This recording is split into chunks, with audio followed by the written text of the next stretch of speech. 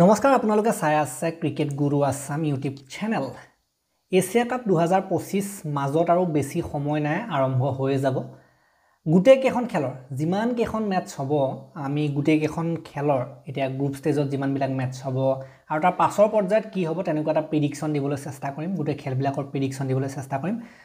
So আমি আৰম্ভ কৰিয়ে দিওঁ ন। গতিকে আপোনালোকে প্ৰথমখন মেচ 9 ছেপ্টেম্বৰত আপোনালোকে দেখিছে, তাত আফগানিস্তান আৰু হংকং এই দুটা টিমৰ মাজত হ'ব।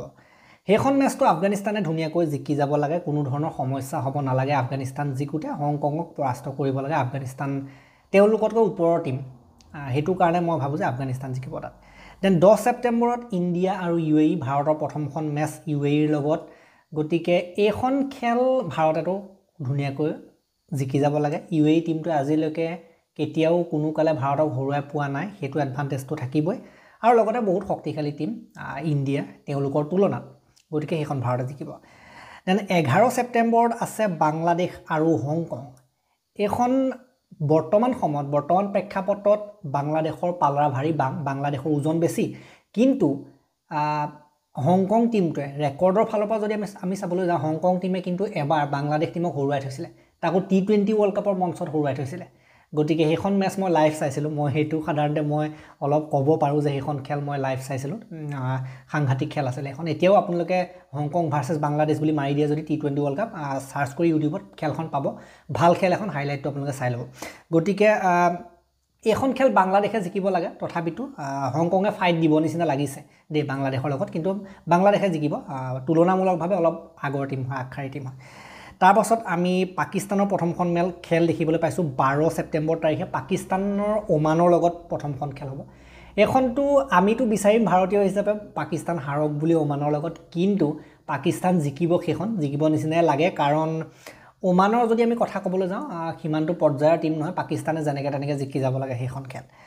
আৰু তাৰ পাছত আহিলে আপোনাৰ বাংলাদেশ শ্ৰীলংকা, নাগিন ৰাইভেলাৰী। বাংলাদেশ শ্ৰীলংকা নাগিনৰ খেল বুলি কোৱা হয় সেইখনক। তাত আপোনালোকে জানে নাগিন ডান্স মৰাকে আদি কৰি বিভিন্ন ধৰণৰ কাজিয়া পেচাল হৈ থাকে সেইখন খেলত, বাংলাদেশ শ্ৰীলংকা। গতিকে সেইখন বেলেগ এখনেই খেল হয়, ইণ্ডিয়া পাকিস্তানতকৈও বেলেগ এখন খেল হয় বাংলাদেশ আৰু শ্ৰীলংকাৰ খেল। গতিকে বাংলাদেশ শ্ৰীলংকা 13 ছেপ্টেম্বৰ খেল। এইখনত মই ভাবোঁ যে শ্ৰীলংকা জিকিব লাগে, তথাপিতো বাংলাদেশে বহুত বেছি টক্কৰ দিব বুলি মই ভাবোঁ এইখন খেল। বাংলাদেশো জিকি যাব পাৰে, পাত্তা নাই, 50-50, কিন্তু শ্ৰীলংকা মোৰ মতে শেষত বাজি মাৰিবলৈ সক্ষম হ'ব নিচিনা লাগিছে। তাৰ পৰা আমি দেখিলোঁ 14 ছেপ্টেম্বৰ মেইন যিখন খেল সকলোৱে অপেক্ষা কৰি আছে, ইণ্ডিয়া পাকিস্তান। ইয়াততো মই ভাৰতকে আগত ৰাখিম, ভাৰতে জিকিব লাগে। ভাৰতৰ কাৰণে 70-30 বুলি মই ক'ব বিচাৰিম। ভাৰতৰ টিম ভাল আছে, তেওঁলোকতকৈ ভাল আছে বুলি মই ক'ব বিচাৰিম। কিন্তু কেতিয়াবা দিন বেয়া থাকে ন, দিন বেয়া থাকিলে যি টি হৈ যাব পাৰে, কিন্তু মই ভাবোঁ যে ভাৰত জিকিব লাগে এইখন খেল।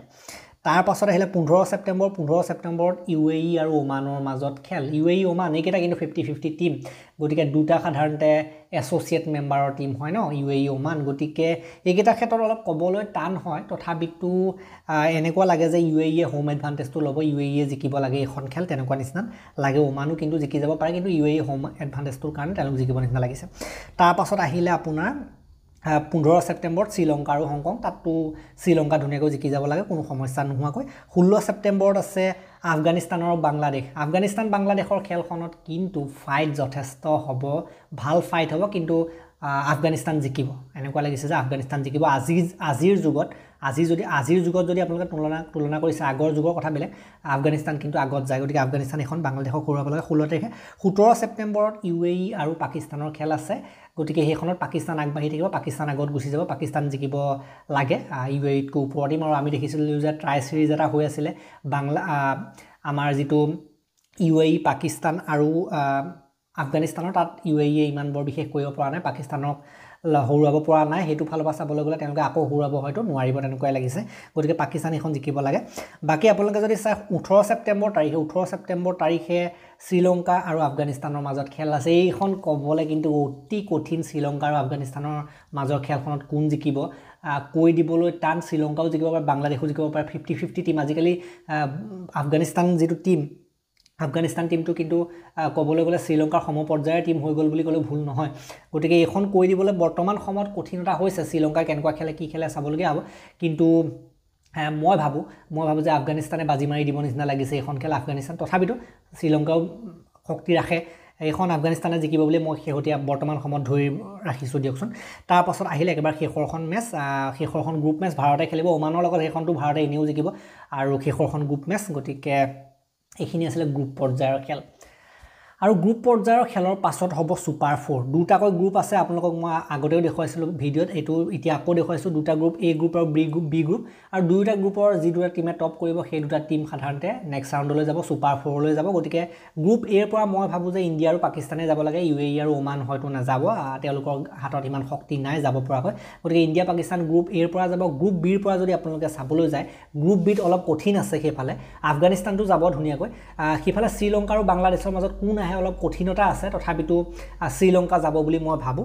গতিকে শ্ৰীলংকা আৰু আফগানিস্তান হেতু গ্ৰুপৰ পৰা যাব নিচিনা লাগিছে গতিকে সুপাৰ 4 ইণ্ডিয়া পাকিস্তান আৰু সিফালে শ্ৰীলংকা আফগানিস্তান এই দুটা এইকেইটা টিমৰ মাজত সুপাৰ 4 হ'ব আৰু 8টা টিমৰ ভিতৰত 4টা টিম বাহিৰ হ'ব 4টা টিম আগলৈ যাব আৰু সেই 4টা টিমৰ মাজত যি দুটা টপ টিম হয় তেওঁলোকৰ মাজত ফাইনেল হ'বগৈ গতিকে এনেকুৱা লাগিছে যে যিখন ফাইনেল সেইখন হয়তো ইণ্ডিয়া ভাৰ্চেছ আফগানিস্তান হ'ব আপোনালোক বহুতে মই কমেণ্ট কৰি থকা দেখিছোঁ যে ইণ্ডিয়া আৰু আফগানিস্তানৰ মাজতে ফাইনেলখন হ'ব লাগে হ'ব পাৰে এনেকৈ বহুতে মন্তব্য কৰা মই দেখিছোঁ কিন্তু এনেকুৱাও হ'ব পাৰে যে ইণ্ডিয়া আৰু শ্ৰীলংকাৰ মাজত ফাইনেল হৈ গৈছে তেনেকুৱাও হ'ব পাৰে ইণ্ডিয়া আৰু আফগানিস্তান নতুবা ইণ্ডিয়া আৰু শ্ৰীলংকা এনেকুৱা এখন ফাইনেল হ'ব আৰু শেষত আপোনালোকে ইণ্ডিয়া জয় হোৱা আপোনালোকে দেখিবলৈ পাব পাৰে গতিকে ইণ্ডিয়াই প্ৰথম পছন্দ ইণ্ডিয়া জিকিব পাৰে আৰু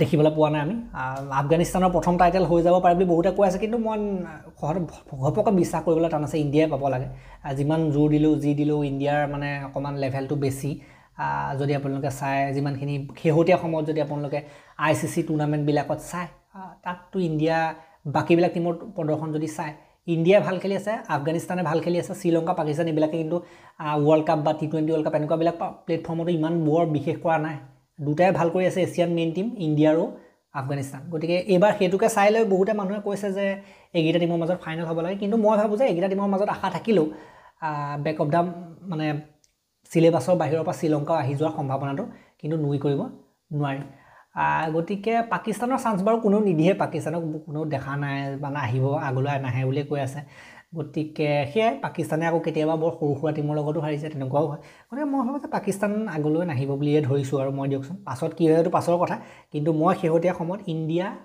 আফগানিস্তান শ্ৰীলংকা এইকেইটা টিমকে ধৰিছোঁ এই তিনিটা টিমৰ ভিতৰতে কোনোবা এটা চেম্পিয়ন হ'ব ভাৰতে হ'ব বুলি বেছি আমাৰ বিশ্বাসটো আছে কিন্তু ফাইনেলত ইণ্ডিয়াৰ লগত হয়তো আফগানিস্তান বা শ্ৰীলংকা এনেকুৱা কিবা এটা হ'ব পাৰে গতিকে এইখিনি আছিলে প্ৰিডিকশ্যন মই শক্তি আৰু টিমৰ শক্তি কাৰ কেনেকুৱা তাৰ ওপৰত এটা বেচিছ কৰি পেলাই মই এইটো কথা কৈছোঁ আপোনালোকক কোনো জ্যোতিষী নহয় যে জ্যোতিষীয়ে যেনেকৈ হাত চাই পেলাই কৈ দিব পাৰে অমুকেই জিকে বুলি সেইটো বেলেগ এটা কথা আৰু টিমবিলাকৰ শক্তিবিলাক চাই কোন কিমান কেনেকুৱা পাৰফৰ্মেঞ্চ দি আছে শেহতীয়া সময়ত ৱৰ্ল্ড কাপত ক'ৰবাত বেলেগ টুৰ্ণামেণ্টত বা বেলেগ মেচত সেইটো চাই পেলাইহে এনেকুৱা ধৰণৰ প্ৰিডিকশ্যনবিলাক কৰা হয় ক্ৰিকেটৰ ক্ষেত্ৰত আমি তেনেকুৱা প্ৰিডিকশ্যন কৰোঁ গতিকে ইমানেই আছিলে আৰু ক্ৰিকেটৰ খেলটোতো জানে আপোনালোকে 1900টাৰ খেল কেতিয়া কি হৈ যায় একো পাত্তা নাই কেতিয়াবা পাকিস্তান আকৌ এনেকুৱা এটা টিম যায় কেতিয়াবা বহুত ভাল খেল দিব পাৰে এইটো টিম কেতিয়াবা একেবাৰে ফুচ হৈ যাব পাৰে এনেকুৱা ধৰণৰ টিম আমাৰ ভাৰতৰ নিচিনা টিমবিলাক তেনেকুৱা নহয় ভাৰততো এটা নিয়মিত লিমিটতে খেলে কিন্তু শ্ৰীলংকা পাকিস্তান এইবিলাক টিমে যেতিয়া তেতিয়া যি টি খেল দেখুৱাই দিব পাৰে গতিকে সেইটো কাৰণে অলপ কঠিন হয় মানে এনেকুৱা টিমবিলাকৰ বিষয়ে প্ৰিডিক্ট কৰাটো গতিকে এই ভিডিঅ'টো মই ইমানটা সমাপ্ত কৰিম ভাল লাগিলে যদি এটা লাইক দি দিব শ্বেয়াৰ কৰি দিব চেনেলটোলৈ নতুনকৈ আহিছে যদি ছাবস্ক্ৰাইব কৰি ঘণ্টাটো দবাই থৈ যাবলৈ নাপাহৰিব আমাৰ আৰু ভিডিঅ' আহিব চেনেলটোত এছিয়া কাপটো আহিলে দুৱাৰদলিত আছে বেছি সময় নাই আমি ভিডিঅ' দিবলৈ চেষ্টা কৰিম প্ৰথমখন মেচৰ পাছত আমি লাইভে আহোঁ ভিডিঅ' দিওঁ চাব লাগিব যিহেতুকে আফগানিস্তান আৰু হংকঙৰ মেচ এইখনটো মই ক'লোৱে যে আফগানিস্তানৰ চান্স বেছি ছেকেণ্ডখন মেচতে আচল ভিডিঅ'খিনি আহিব আমাৰ মেইন ভাৰতৰ ভিডিঅ' গতিকে এই ভিডিঅ'টো ইমানটা সমাপ্ত কৰিলোঁ ধন্যবাদ